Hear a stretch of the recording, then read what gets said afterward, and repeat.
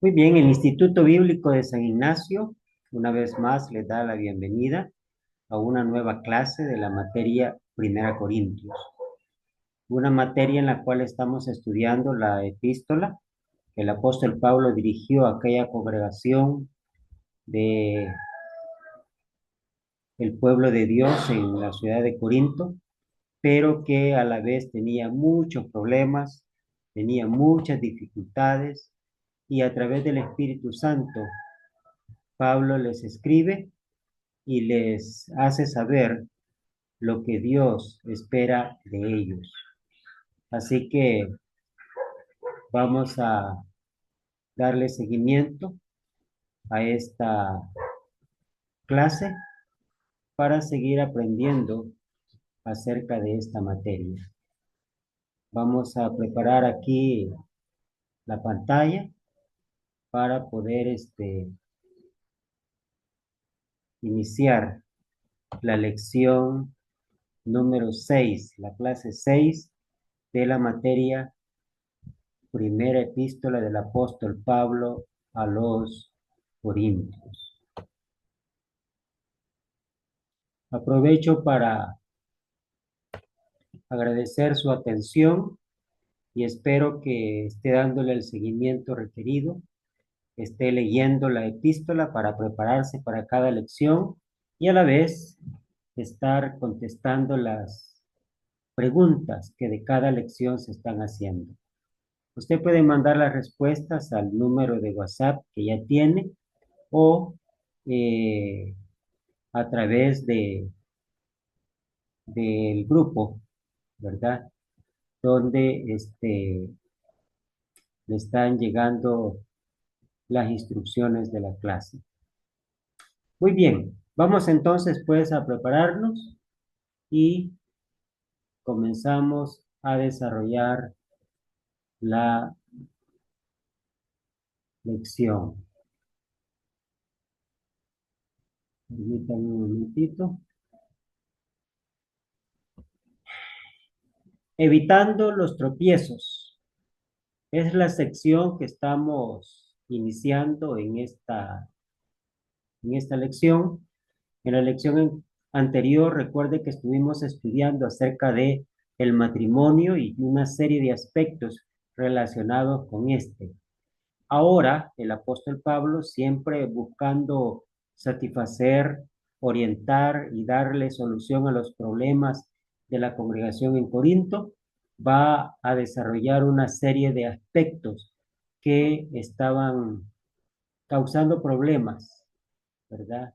Que lo hemos puesto en este apartado, evitando los tropiezos. Esta sección podríamos abarcarla desde el capítulo 8, versículo 1, que es donde vamos a comenzar en este momento, hasta el capítulo 11. Así que hoy vamos a ver si avanzamos el capítulo 8 y el capítulo 9, ¿verdad? Y el capítulo 10. Creo que los tres capítulos podemos avanzar en esta lección. Muy bien, comenzamos entonces. En esta sección que estamos comenzando, hasta terminar el capítulo 14, acuérdese que estoy hablando de la sección. El apóstol Pablo trata problemas relacionados con la falta de amor fraternal en la iglesia en Corinto. Algunos de los cristianos no les importaban los efectos de sus acciones en los hermanos más débiles. Capítulo 8, versículo 1 hasta el 11:1. Pensaban que la libertad que lograron al conocer la verdad del Evangelio les dio el derecho de actuar en forma totalmente independiente e irresponsable de la conciencia de otro hermano. Se vio esto inclusive en algunas hermanas que querían mostrar abiertamente que en Cristo no hay diferencia entre varón ni mujer.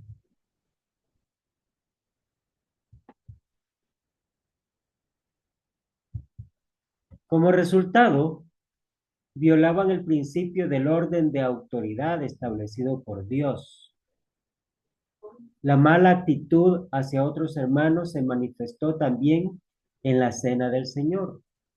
Una bendición de Dios que convirtieron en maldición para su espíritu carnal.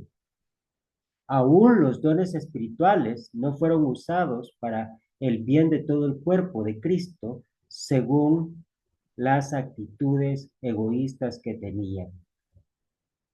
Esta sección que estamos iniciando ahora trata específicamente de la importancia de evitar ser tropiezo para los demás. Además, nos anima a ceder nuestra voluntad voluntariamente. Hay que ceder nuestra libertad voluntariamente para lograr el bien del otro hermano. Comenzamos entonces con el aspecto relacionado con lo sacrificado a los ídolos. El principio general, el conocimiento envanece, pero el amor edifica, es el que va a regir los primeros versículos de este capítulo. Comienza hablando de lo sacrificado a los ídolos, capítulo 8, versículo 1. En cuanto a lo sacrificado a los ídolos, sabemos que todos tenemos conocimiento. El conocimiento envanece, pero el amor edifica. Se refiere al sacrificio de alimentos, específicamente carne, presentados como culto o adoración de cierto ídolo en su templo. Los sacrificios a los ídolos se dividían en tres partes. Una parte era quemada en el altar. La parte entregada a los sacerdotes del ídolo como pago por sus servicios en el templo, y la parte que le quedó al individuo que llevó el sacrificio al ídolo. En algunos casos de estas dos últimas porciones, una parte o todo fue vendido en el mercado. La práctica específica bajo consideración en este contexto es la de sentarse a la mesa para comer de alimento sacrificado a los ídolos en lugar de ídolos. Todos tenemos conocimiento, dice Pablo. Tiene en mente un conocimiento específico con respecto a lo sacrificado a los ídolos. El conocimiento se revela en 8:4 al 6. Y es que un ídolo nada es en el mundo y que no hay más que un solo Dios. No obstante, nos va a revelar que este conocimiento no había penetrado la conciencia de algunos cristianos aún. No era parte de las convicciones firmes de estos hermanos todavía. El conocimiento envanece, dice. En el caso de algunos cristianos en Corinto, se sentían orgullosos del conocimiento superior que tenían. Esta vanidad afectó su actitud hacia otros hermanos. Además, usaban el conocimiento que tenían sin tomar en cuenta las necesidades de otros hermanos que no habían logrado este conocimiento todavía. El conocimiento correcto no es la solución para cualquier problema. El conocimiento es bueno, pero no es adecuado. El ser cristiano no es solamente una relación vertical, es decir, entre uno y Dios, sino también una relación horizontal, es decir, hermano con hermano. Pero el amor edifica, dijo Pablo. Si el conocimiento se usa en forma independiente y egoísta, el resultado es una persona hinchada. El significado literal de envanecida, pero no verdaderamente grande ni fuerte. El amor, en contraste, realmente fortalece y edifica. a uno y también a otras personas. Usted puede ver también Efesios 4, 15 y 16 y encontrará una idea que refuerza el punto que el apóstol Pablo está discutiendo acá. Esta es la necesidad fundamental que el Espíritu Santo desea llenar en la iglesia en Corinto. Un amor sincero que se preocupa por el bienestar del hermano. El hecho de jactarse de lo que uno sabe es evidencia que aún no sabe nada como debe saberlo. 8.2.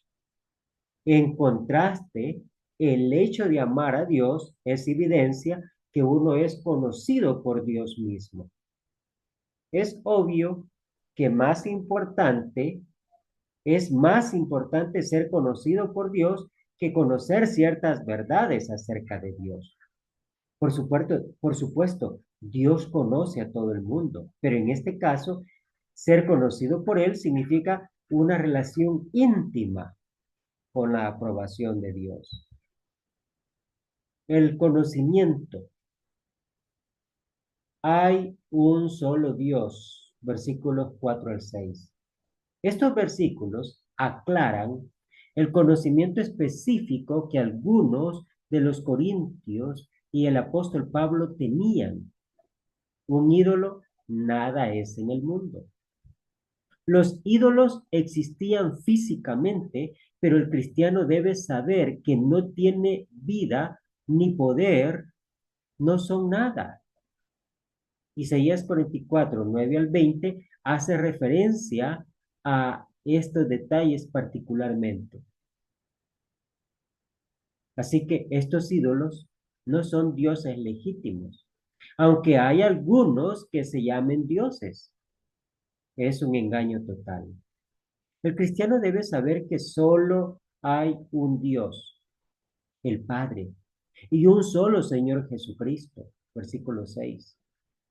El Padre es el origen de todo, Jesucristo es el creador y sustentador de todo, tanto en lo material como también en lo espiritual.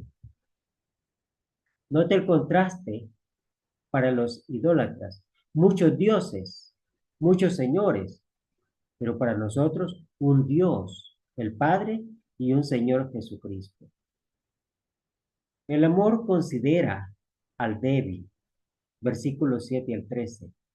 A pesar de haber dicho que todos tenemos conocimiento, ahora el apóstol Pablo insiste que no en todos hay este conocimiento, versículo 7. La distinción está clara en el texto. Muchos de los corintios y el apóstol Pablo entendían muy bien que los dioses simbolizados por los ídolos de los paganos no son reales, no son verdaderamente dioses. Algunos cristianos que habían sido anteriormente idólatras no tenían esta verdad bien establecida en su conciencia todavía. Para ellos, el comer de las viandas que se sacrificaban a los ídolos era adorar a estos dioses o a estos ídolos todavía. Para ellos, el volver a sacrificar a los ídolos era todavía una tentación. Todavía creían que el ídolo respetaba un Dios, aunque un Dios falso.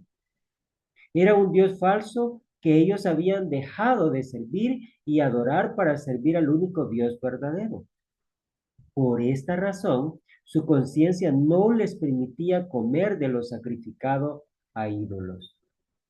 En la iglesia en Corinto había cristianos que no sabían que hay solamente un Dios, aunque sí estaban convencidos que nuestro Padre es el verdadero Dios. Hermanos, hermanos que no tienen bien cimentado en su mente este conocimiento, al comer de las viandas que se sacrifican a los ídolos, contaminan su conciencia, porque en su corazón lo hacen como idolatría, o sea, como un sacrificio a los ídolos. Lamentablemente, a veces, nosotros exigimos que el hermano débil se porte como si fuera fuerte y maduro. De otra manera lo criticamos. Es importante entender que cuando predicamos el Evangelio siempre vamos a tener gente nueva en la iglesia, que no tiene suficiente conocimiento doctrinal.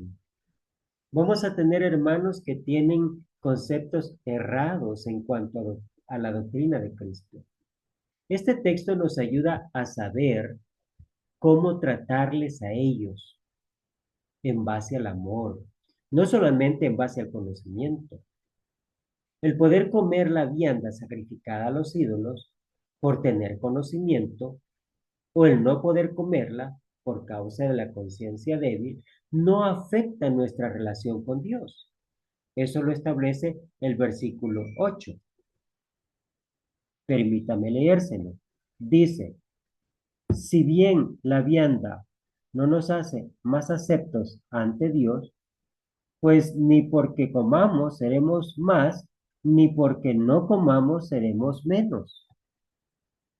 Aún si uno la puede comer sin afectar su conciencia, el que tiene conocimiento no es más acepto ante Dios. Aquel cristiano débil que no la puede comer porque afectaría su conciencia, el que no tiene conocimiento no es menos acepto ante Dios. Pero el ser tropezadero para los débiles afecta la relación de ambos con Dios, tanto el débil como también el que tiene conocimiento. Versículos 9 al 13. La libertad, hermanos, del cristiano de actuar conforme a su conocimiento de la verdad de Dios es limitada por el efecto en otras personas.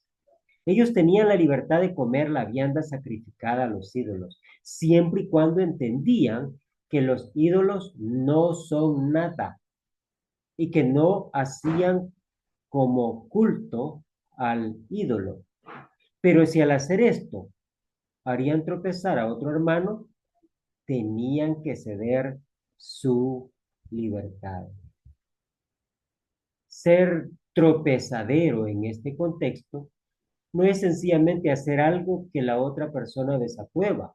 Note los siguientes atributos, según los versículos 7 al 10. Es hacer algo que en sí puede ser legítimo.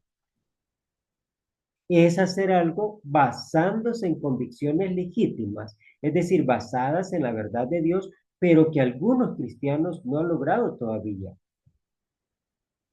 Y es ser imitado por estos cristianos débiles.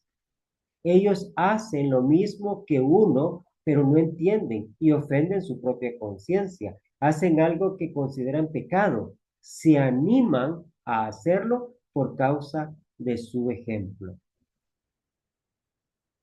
¿Comprende usted el efecto de lo que está diciendo el apóstol Pablo? Probablemente no exista el deseo de ser tropezadero o de ser piedra de tropiezo para el hermano, pero si no se toma en cuenta estos detalles, prácticamente es lo que se está logrando hacer. Cuando el cristiano débil come de lo sacrificado a los ídolos, versículo 10, A, lo hace a pesar de creer que no debe. B, lo hace porque ve que otro hermano lo hace, uno que tiene conocimiento, que es maduro. C, lo hace como sacrificado a ídolos, o sea, como parte de del culto pagano. Lo hace, su conciencia se contamina.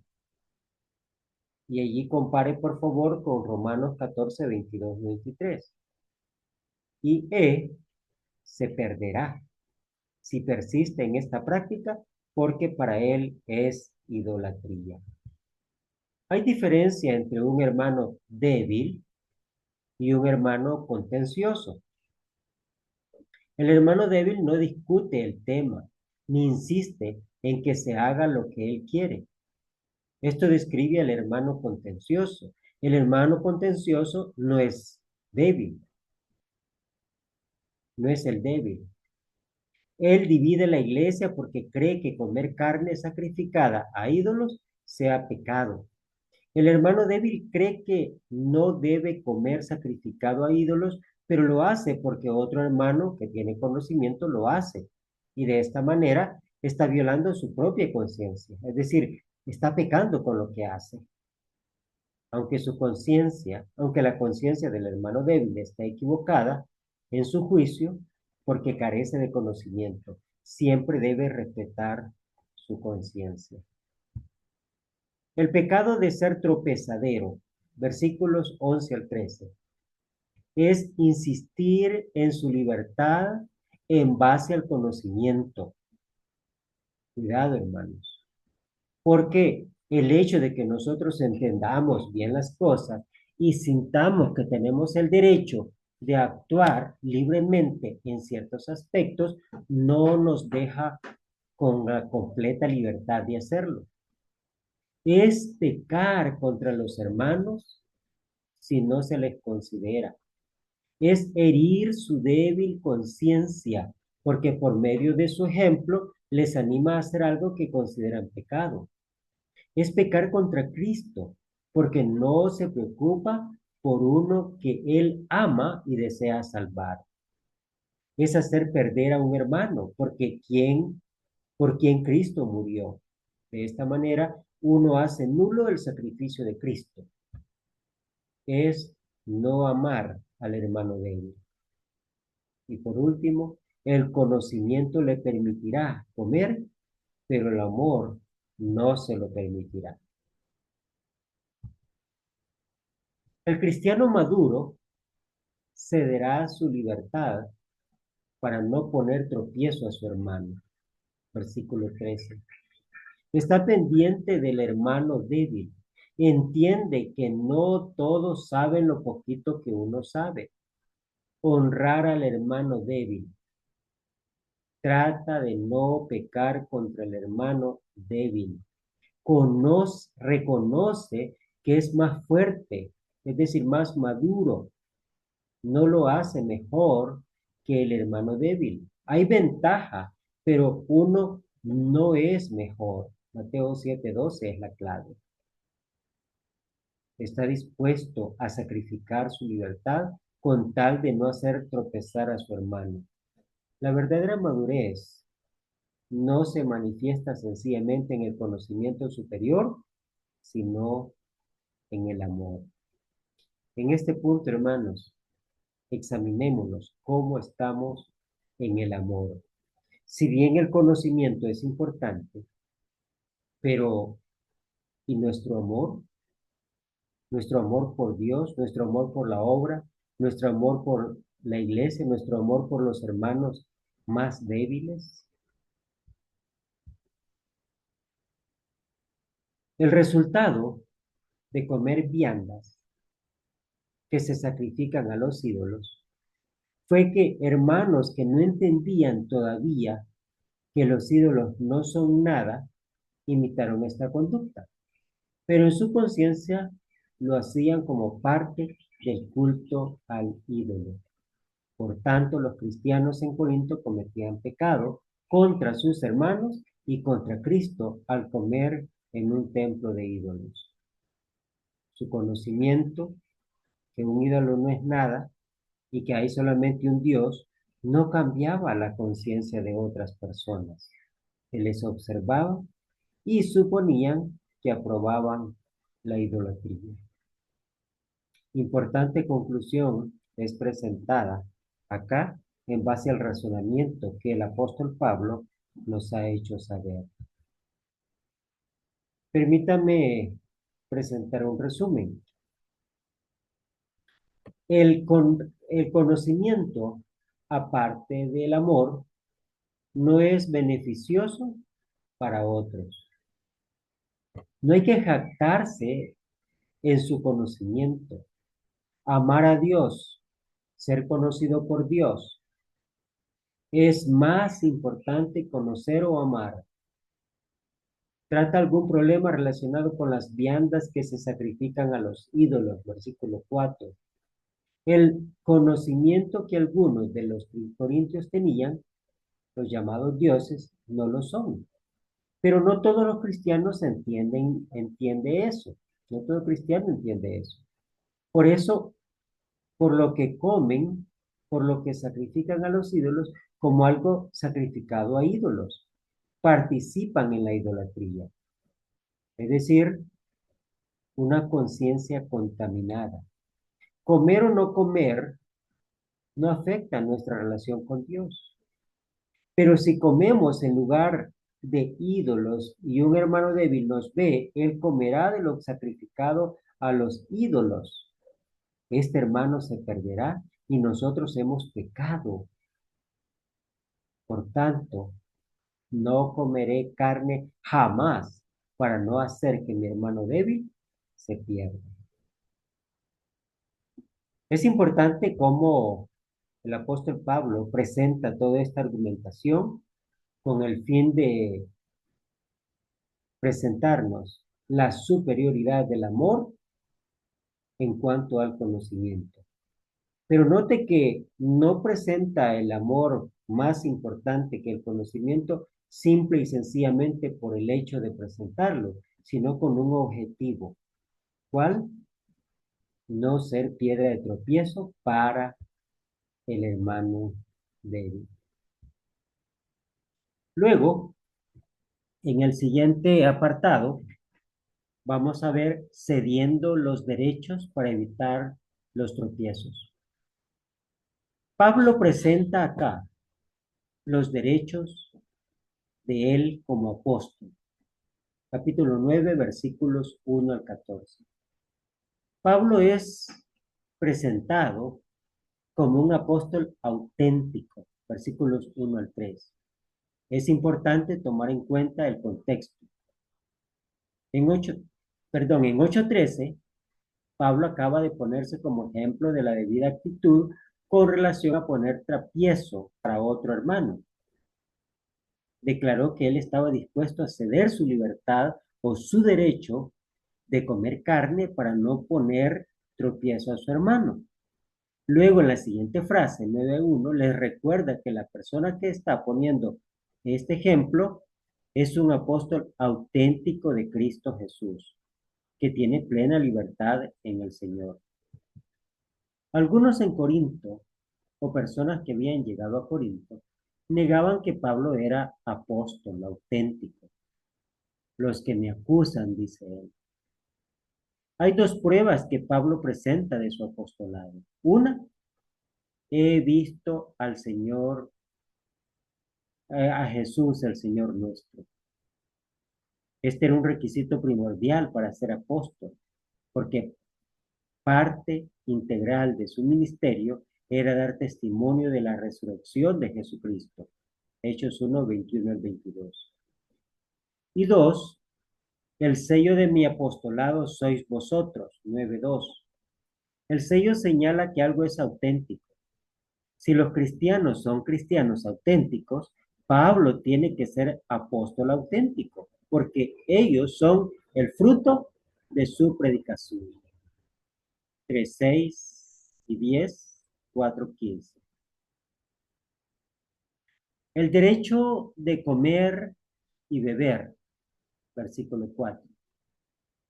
Aunque el contexto anterior trató del problema de comer lo sacrificado a ídolos, parece que comer y beber en este contexto no se refiere a lo mismo.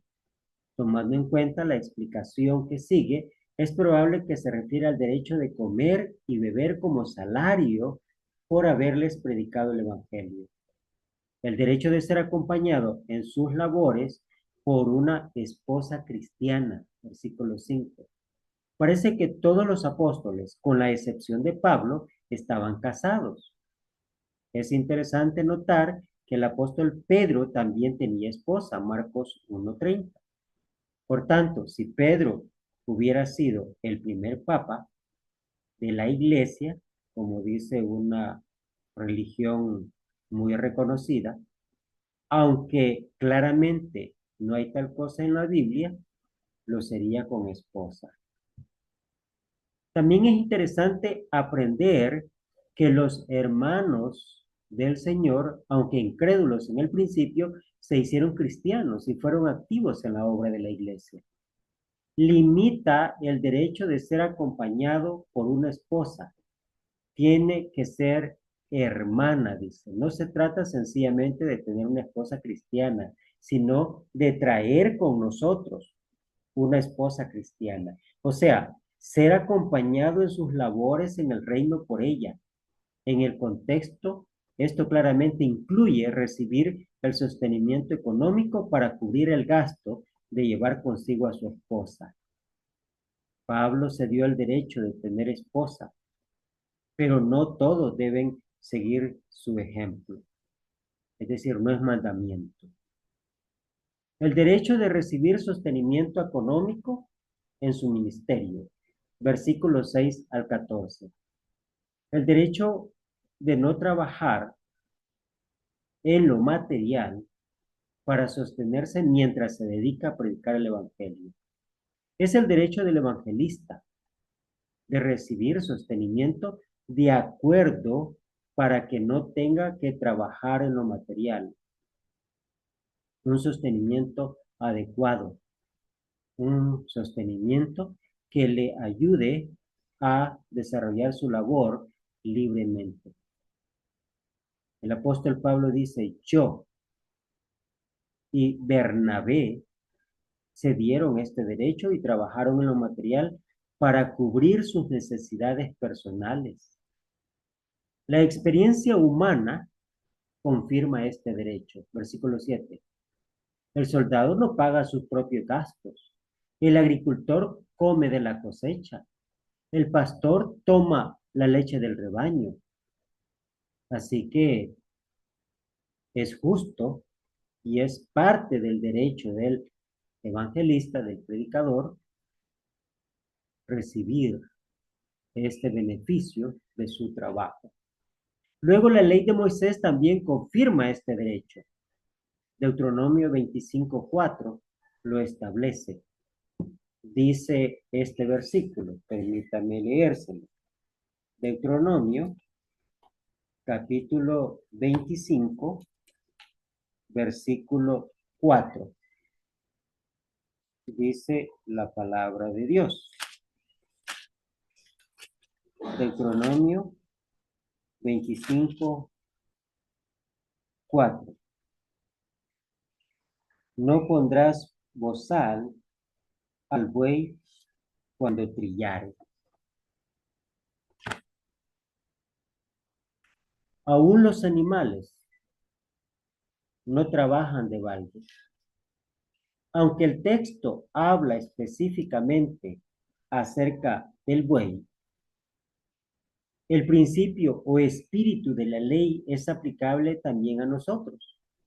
Cualquier hombre que trabaja, versículo 10 del capítulo 10, es aplicable al hombre que ara y el que trilla, capítulo 9, versículo 10. Si el sembrador de semilla material recibe fruto que se produce, aún más el sembrador de lo espiritual debe cegar de ellos lo material.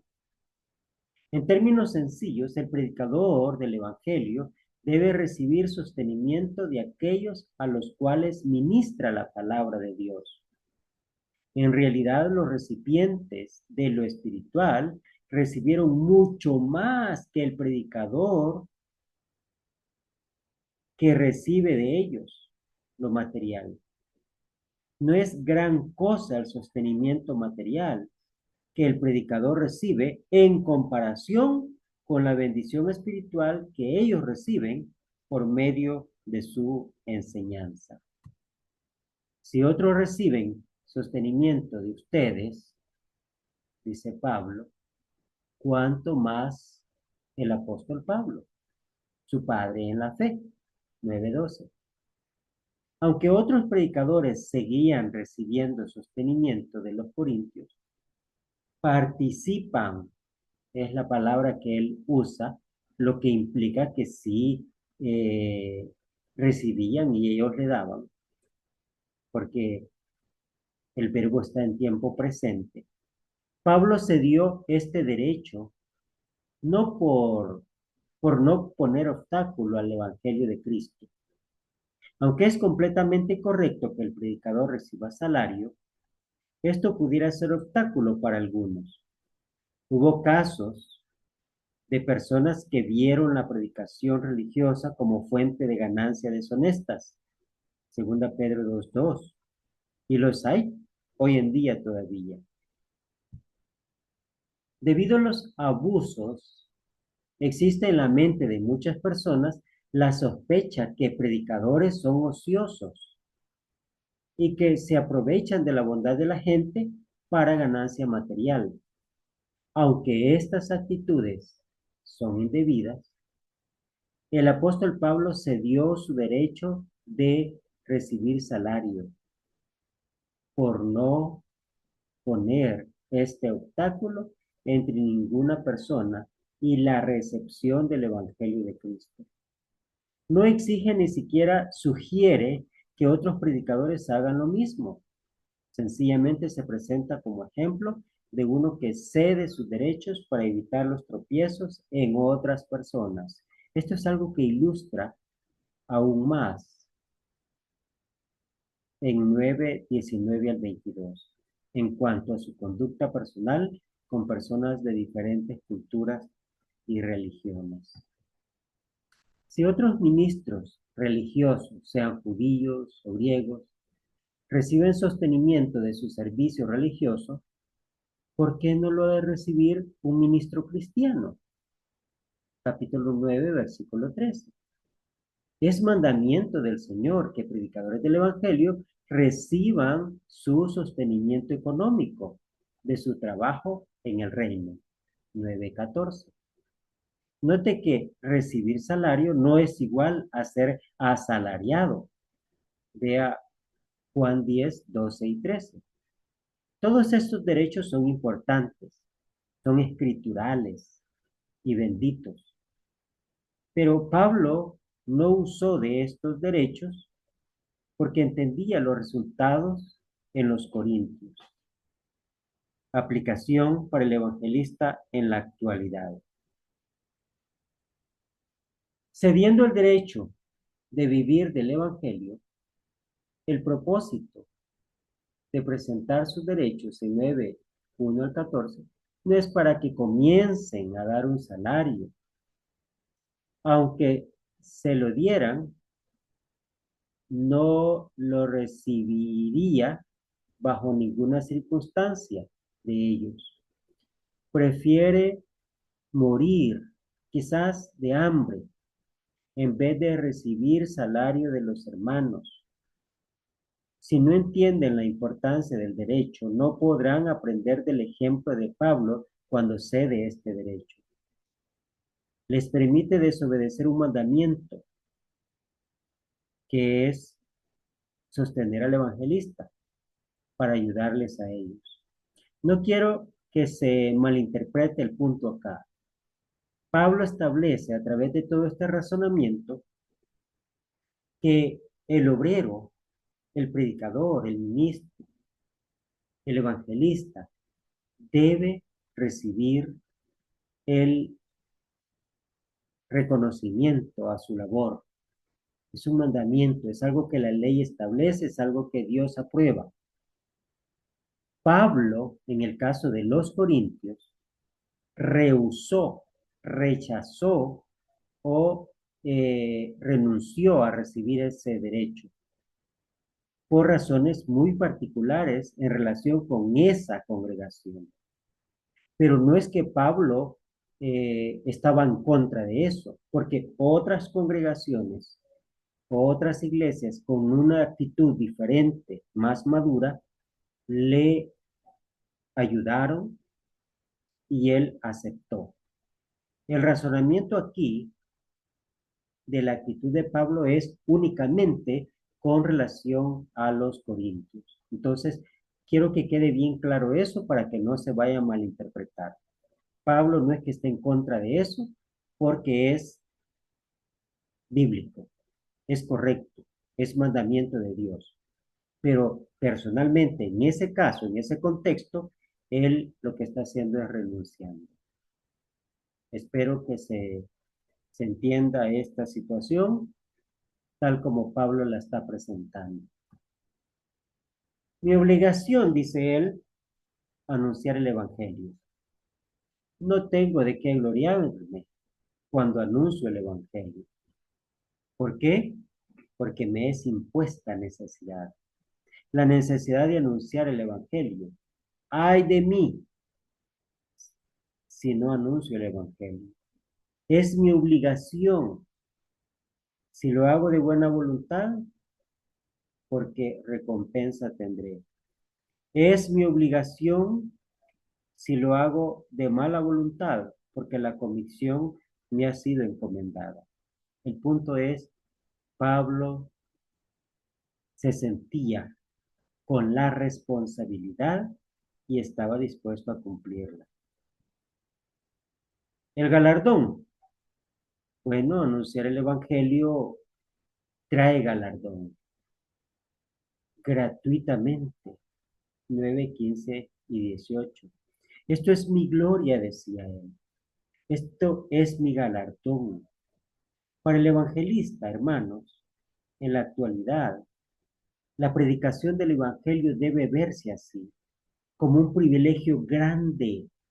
Piense, no somos dignos, por muy inteligentes, por muy reconocidos, por muy buenos, por muchas capacidades que tengamos, no somos dignos de llevar un evangelio tan maravilloso, tan divino, tan poderoso como es el evangelio de Cristo a las almas perdidas.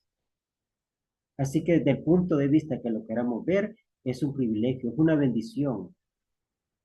No hay nada en ello que nos permita gloriarnos, vanagloriarnos o enorgullecernos.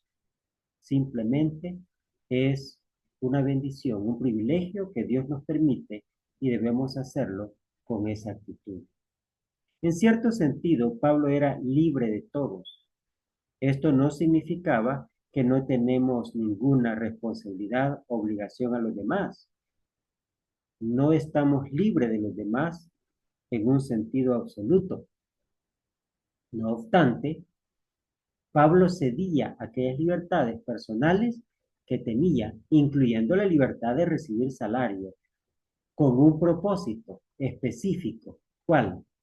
Lograr la salvación del mayor número posible de personas de toda raza, todo nivel socioeconómico, toda convicción religiosa, todo nivel de moralidad o inmoralidad.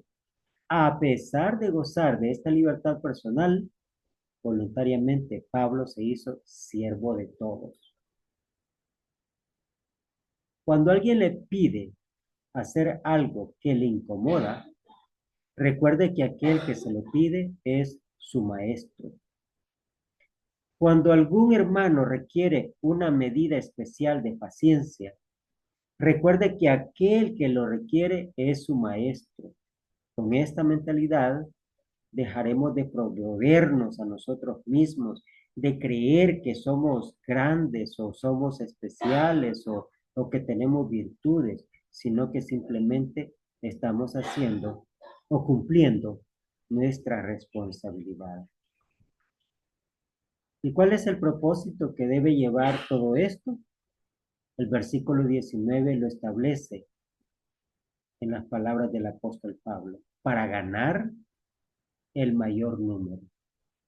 Ganar el mayor número posible para usted es imposible si no se hace siervo de todos, para el beneficio de los judíos. Pablo ya era judío, pero como cristiano estaba libre de las tradiciones de los judíos. No obstante, para lograr la conversión de los judíos a Cristo y no poner ningún obstáculo para el evangelio ante los judíos, Pablo estaba dispuesto a portarse como judío. Esa es la actitud apropiada de los que buscan la salvación de las almas. Estar dispuesto a todo lo que está permitido, aunque esto implique autosacrificio o privarnos de ciertas bendiciones. Entonces, Para lograr la conversión de los judíos, Pablo estaba dispuesto a ser limitado personalmente por las restricciones de la ley de Moisés. Luego, para el beneficio de los que están sin ley, versículo 21, o sea, los gentiles, aunque Pablo siempre había vivido bajo la ley, estaba dispuesto a hacer aquellas cosas que hacen los gentiles. Por supuesto, Pablo siempre estaba sujeto a la ley de Cristo y no los iba a imitar en aquellas cosas que contradicen la ley de Dios en el nuevo pacto. Aunque el cristiano viva bajo la gracia, no bajo la ley. Siempre hay reglamentos que uno tiene que seguir en su vida. Para el beneficio de los débiles, Pablo también evitaba cualquier práctica o costumbre que servía de tropiezo para los débiles. Tal vez incluya la confesión de sus propias debilidades y el reconocer que todos dependemos de la gracia de Dios y no de nuestra propia fuerza. Para el beneficio de todos, versículo 22. Recuerde que el beneficio que buscaba para todos era su salvación. Para el beneficio del Evangelio, 23. Para ayudar en el progreso del Evangelio y el cumplimiento del propósito de Dios de salvar a los hombres por medio del Evangelio. Él quería ser copartícipe de la obra redentora de Dios que Dios hace por medio del Evangelio. Aplicación para el evangelista en la actualidad. ¿Qué podemos aplicar de esto para nosotros?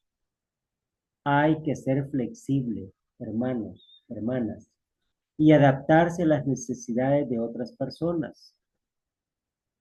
¿Podrá hacerse como pentecostal a los pentecostales sin violar alguna doctrina bíblica o cualquier otra secta religiosa? ¿Cómo? ¿Cómo podemos adaptarnos a la mentalidad de los mundanos sin abandonar la santidad? Por ejemplo, los alcohólicos. Piénselo. Jesucristo vivió en un mundo de pecadores, pero Jesús nunca cometió pecado ni se halló engaño en su boca. Sin embargo, él se identificó con las personas en sus necesidades, en sus problemas, en sus dificultades, en su vida.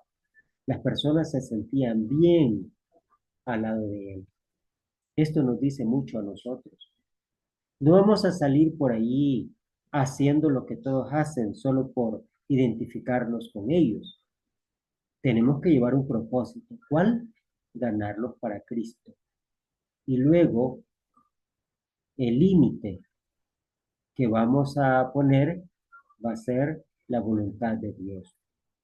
Vamos a hacer lo que esté a nuestro alcance y lo que contribuye a que ellos puedan sentirse bien y vean y reconozcan su necesidad espiritual. Así que, a manera de resumen, uno, debo estar dispuesto a tolerar muchas incomodidades y aún abusos por el beneficio de otras almas. Esto es muy importante, a pesar de que es muy delicado.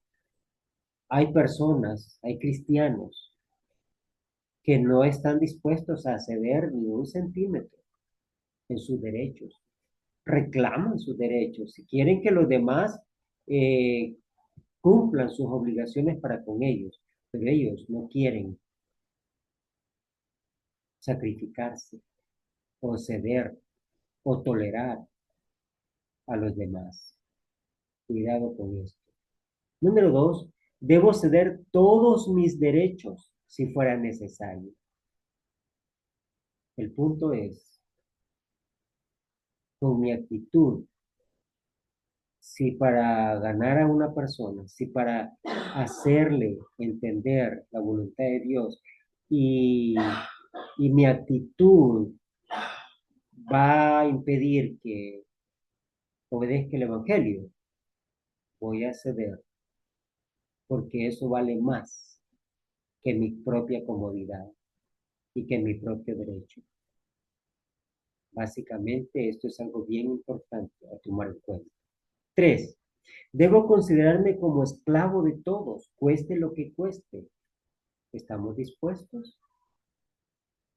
Piénselo. Y número 4. Debo hacerme de todos a todos. Eso fue lo que hizo el apóstol Pablo. Yo no creo que usted o yo seamos mejores que Pablo.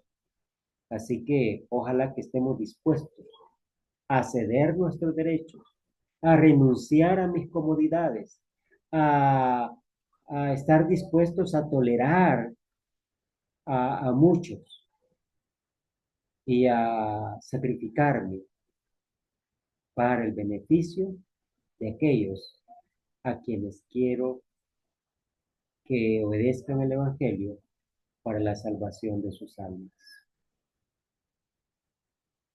Ahora vamos a la siguiente idea que va desde el capítulo 9 24 hasta el 10 22, evitando los tropiezos personales. ¿Cómo vamos a lograr esto? Por medio de la disciplina personal. Vamos a ver versículos 24 y 27. Lo primero es esforzándose para llevarse el premio. No solo debo preocuparme por la salvación de otras personas, también asegurar mi premio que Dios me ofrece en Cristo. Esto significa que tengo que correr de tal manera que lo obtenga. Requisitos: esfuerzo, disciplina, persistencia y conformarse a los reglamentos. El énfasis es que todos corren, dice Pablo, pero no todos se llevan el premio. No todo cristiano llevará el premio tampoco. Uno tiene que esforzarse de tal manera, cueste lo que cueste, que logre ese premio, absteniéndose para recibir la corona. Aquel que lucha desea recibir una corona corruptible, por tanto se abstiene de todo, con tal de recibir la corona. Se abstiene de muchas cosas que son lícitas, pero no son convenientes si desea recibir aquella corona. Se, se abstiene voluntariamente para recibir la corona. El cristiano también tiene que abstenerse voluntariamente para recibir la corona. No puede estar exigiendo sus derechos toda la vida. El luchador busca una corona corruptible. El cristiano busca una incorruptible. Si aquellos se sacrifican por la corona corruptible, ¿cuánto más, hermanos, usted y yo, por la corona incorruptible?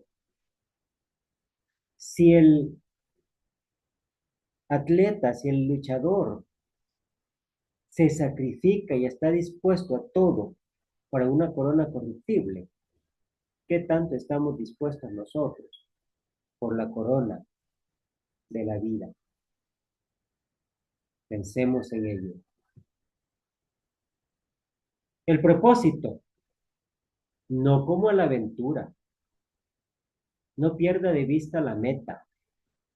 No como quien golpea el aire, dice Pablo, sin pegar al opositor, que es el propósito de la lucha, sino más bien con temor. Versículo 27. Se golpea a sí mismo, golpeo mi cuerpo, porque es necesario ponerlo en servidumbre para que no venga a hacer tropiezo y no recibir la corona. En esta lucha, el cuerpo es el opositor, porque sus deseos egoístas y carnales están en contra del propósito de Cristo para nuestras vidas. Reconoce que puede ser eliminado del grupo que recibe la corona incorruptible a pesar de haber sido heraldo para otros. Interesante idea. Por reconocer el peligro, no confiando en victorias pasadas, No todos los israelitas que gozaron de la victoria de la salida de Egipto, gozaron de la victoria de la entrada en la tierra prometida de Canaán. Al contrario, aunque todos gozaron de la bendición de la redención de Egipto y la comunión con Cristo en el desierto, dice el texto, de los más de ellos no se agradó Dios. La sombra del bautismo, versículo 1 y 2 del capítulo 10. Dice esa porción que todos estuvieron bajo la nube. La nube, recuerde que representaba la presencia, la guía, la protección del Señor. Pasaron el mar, libres de la esclavitud de Egipto por la mano poderosa de Dios. Ahí están los textos que usted puede corroborar para entender mejor este razonamiento con todos estos ejemplos que Pablo presenta. La sombra de la comunión. Comieron el mismo alimento espiritual, el maná. Bebieron la misma bebida espiritual, el agua de la roca. Vale la pena notar que aquella experiencia no fue solamente material, sino también espiritual. El poder participar en el maná y el agua de la roca indicaba que también comunión con Cristo había en esa representación. La sombra del castigo de los infieles. ¿Sabe qué?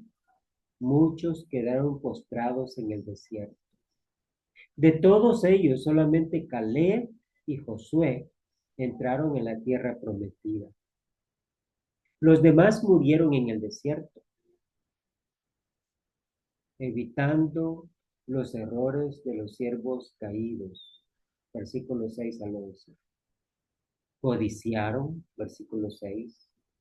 Codiciar es dedicar el corazón a algo o a alguien. Fueron idólatras, versículo 7. Es decir, hicieron y adoraron el becerro de oro. Fornicaron, versículo 8. Fornicaron con las hijas de Moab, y esto incluyó la idolatría. Murieron 23,000 personas, según número 25. Tentaron al Señor, versículo 9, cuando se quejaron por la falta de pan y agua y por el maná. Murmuraron, versículo 10, cuando los espías volvieron de Canaán. También lo hicieron por la muerte de los rebeldes. Murieron 14,700 personas. Perecieron por el destructor, versículo 10. Y todas estas cosas, dice, están escritas para amonestarnos, versículo 11. Todo esto les acontecieron como ejemplo. Son ejemplos del peligro de caer en los mismos pecados practicados por los paganos si no tenemos cuidado. Debemos aprender, hermanos, de la historia. De otra manera, como lo dice un refrán, la historia se repetirá, y nosotros nos vamos a encargar de que se repita por ignorar esa historia y por actuar de la misma manera que ellos actuaron.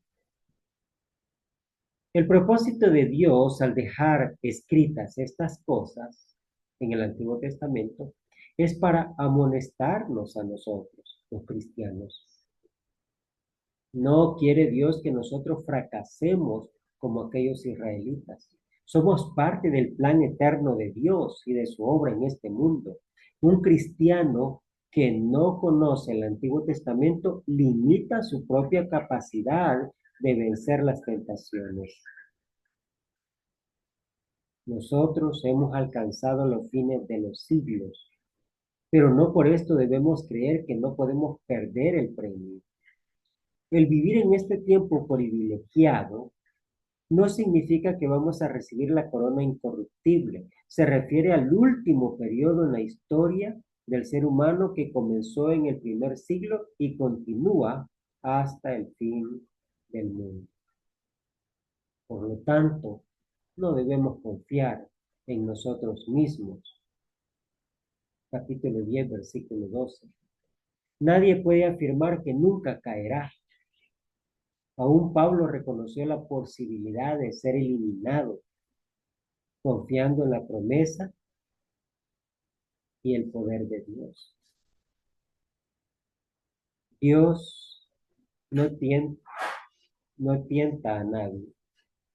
Dios permite que seamos tentados, dice Santiago en su epístola. Pero a la vez Dios limita la tentación, 10:13. Dios también nos ayuda en nuestras tentaciones para que nosotros podamos resistir. La Biblia no enseña que no tendremos tentaciones fuertes, más allá de nuestra capacidad, sino que las podemos vencer si aceptamos y usamos la salida que Dios nos provee. A veces esto significa resistir, Santiago 4:7. Otras veces significa huir del diablo, 1 Corintios 10:14 y 6:18. Por huir de la idolatría hay que huir, 10:14. Parece que algunos cristianos en Corinto estaban acercándose a las celebraciones idólatras en vez de apartarse de ellas. Encontramos la aplicación práctica y específica de este principio con relación a la carne sacrificada a los ídolos, que ya vimos en el capítulo 10. Hay que ser sabios. Versículo 15. Se supone que el cristiano no es insensato como los paganos. Compare por favor Efesios 4:17 al 21. Por tanto, debe entender el peligro de la idolatría y el efecto que tiene en su relación con Dios y en toda su vida. Juzgar, dice, o sea, discernir correctamente. No hay que provocar a celos al Señor, hermanos. Versículos 16 al 22. Comer y beber la cena del Señor significa comunión con Cristo y su sacrificio por nosotros. Comunión con su sangre, comunión con su cuerpo, incluyendo su cuerpo espiritual, la iglesia. Cristo y su sacrificio son la realidad espiritual tras la copa y el pan en la cena del Señor. Comer los sacrificios del pueblo de Israel significa comunión con el altar de Israel. Comer lo que los paganos sacrifican significa comunión con los demonios. Aunque los ídolos de los paganos no existen, aunque los sacrificios de los paganos ofrecen no tienen ningún valor para quitar los pecados ni para lograr ninguna bendición, porque la realidad espiritual tras los ídolos no es Dios, sino los demonios. El cristiano debe evitar la comunión con los demonios. Así lo expresa Pablo en 10, 21 y 22. No es posible tener comunión con los demonios y al mismo tiempo tener comunión con el Señor. Nuestro Dios, nuestro Señor es celoso. Desea toda nuestra devoción y no solamente una parte. Es peligroso provocar a celos al Señor porque Él es más fuerte que nosotros. Recuerde, hermano, que la codicia o avaricia, cualquier deseo egoísta o indebido al cual dedico mi corazón, es idolatría. Recuerde que la comunión con el mundo es comunión con el Dios de este mundo. Y ese no es el Dios Todopoderoso. Buscando el bien del otro. 10:23 al 11:1. Hay que reconocer la diferencia entre lo lícito y lo que conviene y lo que no lo es. Si no edifica, no conviene tampoco. Hay que considerar al otro, no solamente a sí mismo. Su conciencia es limpia. 10:25 al 27. Uno no se contamina espiritualmente por el simple hecho de comer carne que fue sacrificada a los ídolos.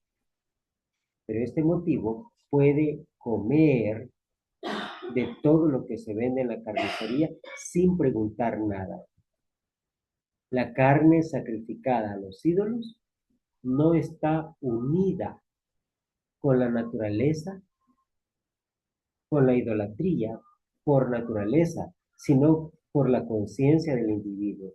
Por tanto, el cristiano que entiende que el ídolo no es nada en el mundo, la puede comer sin preguntar nada y tener una conciencia limpia. La carne sacrificada a los ídolos, como todo alimento, es del Señor. El cristiano puede comer en la casa de un incrédulo y tener la conciencia limpia sin preguntar nada en cuanto al origen de los alimentos que come. Hay que tomar en cuenta la conciencia del otro, no solamente la suya. El cristiano no debe comer de lo sacrificado a los ídolos. Si alguien le visita o si alguien le avisa que se trata de algo sacrificado a los ídolos, porque aquel que lo avisa creerá que el cristiano está aceptando la idolatría en este caso. 10:28. La conciencia afectada en este caso no es la del cristiano, sino la de la persona que le avisa del origen del alimento. 10:29. El amor exige que mi libertad sea limitada por la conciencia del otro. Hacedlo todo, dice la palabra, para la gloria de Dios, sin ser tropiezo a los judíos, a los gentiles, a la iglesia de Dios. Procurar el beneficio, o sea, la salvación de todos, judíos, gentiles, la iglesia de Dios, imitando a Cristo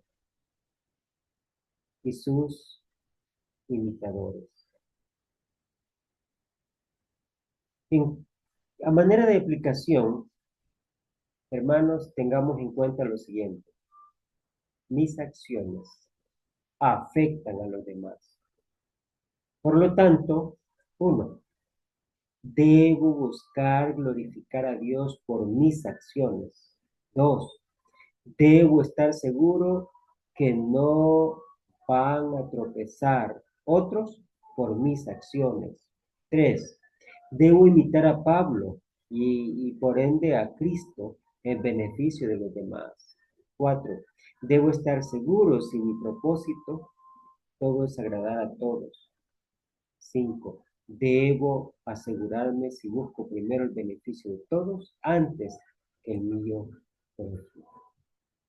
De esta manera, finalizamos esta clase, esperando, hermanos, que eh, podamos entender el razonamiento que presenta el apóstol Pablo aquí en estos capítulos. Como siempre, si hay alguna pregunta, algún detalle que requiere mayor explicación, con gusto podré tratar de ayudarle. Lea el material, si es necesario, repáselo para luego que conteste las preguntitas y así poder contestar y mandarme las respuestas. Muy bien, muchas gracias por su atención y que Dios se le bendiga y le siga ayudando en su superación. Nos vemos en la próxima clase.